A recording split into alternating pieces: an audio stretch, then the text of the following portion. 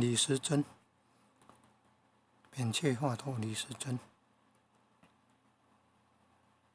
张仲景，张基张仲景。医圣，张基张仲景，东汉的。医经叫做《伤寒杂病论》，还有《金匮要论》。善于把脉的西晋王叔和脉经。保生大帝唐朝孙思邈，宋朝吴涛，保生二大帝。涛是课本的本，但是不是哦，它是上面是个大，下面是十字架的十，写起来像课本的本，但是念涛。